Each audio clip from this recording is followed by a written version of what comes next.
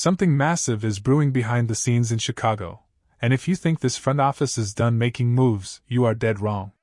We are officially backed into a financial corner with zero breathing room, meaning massive roster shakeups are no longer just an option, they are an absolute requirement. Buckle up, because the dominoes are about to fall, and the decisions made in the next few weeks will completely alter the trajectory of our entire season. If you bleed navy and orange and want to stay ahead of every single roster move, smash that like button, share this video with your crew, and subscribe to the channel right now. Let's talk about the nightmare scenario that nobody seems to be taking seriously enough. We are sitting barely a couple $100,000 above the salary cap. In the National Football League, that is absolute pocket change.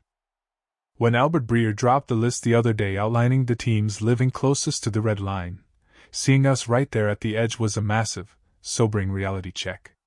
For those who might not obsess over the accounting side of football, the way the league calculates this is that your top 51 player contracts count against that $31.2 million salary cap threshold set for 2026. Are we really going to let a cap crunch paralyze us when we are this close to building a legitimate powerhouse? Absolutely not.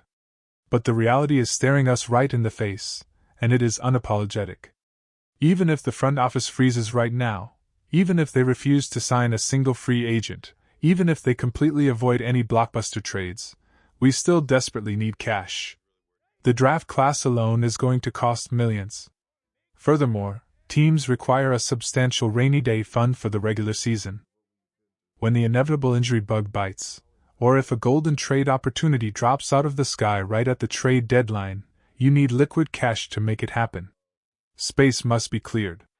It is a mathematical necessity. The only question now is, what aggressive maneuvers will management take, and exactly how much breathing room are they going to create? Let's dive into the first, easiest, and most obvious escape route: contract restructures. Basically, this is the art of kicking the financial pain down the road to future years. We currently have 9 major players who could unlock serious cash if management pulls the trigger. Now, if we did a maximum restructure on everyone, which is a nuclear option we definitely will not take, we could instantly free up over $59 million in cap space. Just listen to these names and the maximum savings attached to them. You have Montez Sweat at nearly $10 million. Joe Thuney and Dayo Odeyingbo are hovering right around $7.5 million. Jalen Johnson and Jonah Jackson are sitting just under $7 million in potential savings. Grady Jarrett is at $6.6 million. Kyler Gordon could save us $6.1. And finally, you have Cole Kmet and T.J. Edwards offering just under $4.5 million and under $4 million, respectively. Now, hitting the panic button on all of these contracts is a terrible idea. You absolutely do not want to trap yourself in 2027 with older veterans like Grady Jarrett or Dayo Odeyingbo if their production falls off a cliff in 2026. You only restructure the guys you are dead set on keeping around for the long haul. So, who actually makes the cut? For me, there are 4 undeniable names. First up, Montez Sweat. I've gone back and forth on this, but let's stop kidding ourselves. He is still the absolute most dangerous weapon on our defensive line. That hasn't changed, and he is guaranteed to be hunting quarterbacks for us in 2027. Restructuring him saves us up to $9.9 million. Next is Joe Thuney. Yes, he is getting up there in age, but unless he's secretly dropping retirement hints, kicking his cap hit down and maybe slapping a 1-year extension on him later makes too much sense to ignore. Third, Jonah Jackson. After the absolute war he waged in the trenches last year, you restructure him without a second thought. And finally, Kyler Gordon. I know the injuries last year were beyond frustrating, but he is just starting the first year of a 3-year extension. Did you see the way he flew around the field in that playoff game against the Rams? He is a foundational piece of this secondary. Restructure him.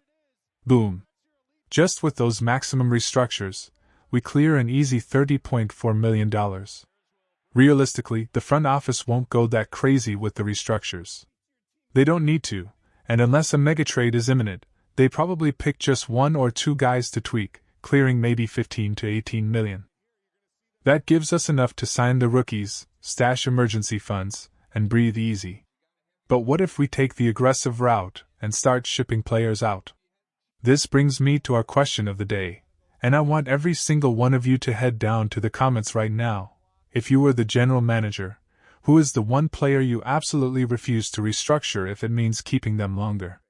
Drop a comment below right now and let your voice be heard. Let's look at the trade candidates, because this is the other major cap clearing avenue. We could theoretically save $8.4 million by trading Cole Kmet, or $7.5 million by dealing DeAndre Swift. Are either of those happening? Highly unlikely. I fully expect both of them to be on the roster holding down the offense. You also have Tariq Stevenson and Tyson Bagent, each clearing about $3.7 million. The rumor mill has definitely been swirling around Bagent recently, but at the end of the day, I'd bet heavy money he stays put in that quarterback room. But there is one trade that makes almost too much sense, and I would be actively working the phones to make it happen. T.J. Edwards. Hear me out on this. If you trade T.J., you instantly save $6.2 million. You cannot cut him. Cutting him actually punishes the team by creating a couple million extra in dead cap space. But trading him, that is the golden ticket. Find a team desperate for linebacker help and flip him for a day 3 draft pick or a pick swap. T.J. is a solid, hard-nosed football player, but this defense is obsessively trying to get faster, and he just doesn't fit that high-speed mold anymore. We've done enough retooling at the linebacker position, and we can easily grab another young rotational piece in the draft. Shipping him out is a total win-win for both sides. Finally, let's talk about the elephant in the tight end room. Cole Kmet is currently carrying a massive cap hit of over $11 million. Kmet has already had his massive payday. He is a hometown Chicago guy through and through. Give him a team-friendly, 2-year extension, something right in the ballpark of $8 to $10 million a year. Call it 2 years for 16, or 2 years for $18 million. He currently has 2 years left on his current deal, but absolutely zero guaranteed money remaining. So, toss him $15 million in fresh guarantees, stretch it into a clean 4-year arrangement, and everyone walks away thrilled. Yes, the rookie Colston Loveland is going to be the explosive, dynamic focal point of the passing attack moving forward. We all know Loveland is the future mismatch nightmare. But Kmet still plays an absolutely pivotal, foundational role in our 12 personnel packages. He is the safety blanket, the reliable, trustworthy target that Caleb Williams leans on when the pocket collapses. Do you extend Cole Kmet to lower his hit? The answer is a resounding yes. So, let's pull all these puzzle pieces together and look at the grand scheme. If we execute these restructures or extensions, does it mean we are immediately picking up the phone to trade for Max Crosby? Not necessarily. But if we pull off some major restructures, we suddenly have the financial firepower to make a splash like that. Or, perhaps more realistically, a secondary trade before or after the draft. We've talked extensively about a guy like Josh Sweat entering the radar. Having that cap space gives us the leverage to strike if a premier edge rusher becomes available. But even if you strip away all the flashy trade fantasies, the cold, hard math remains undefeated. The front office must clear money. Just looking at our current draft capital, the 25th overall pick, pick 57, pick 60, and so on, Spotrac projects that rookie class alone will cost roughly $5.2 million against the cap. We currently have $200,000. Do the math.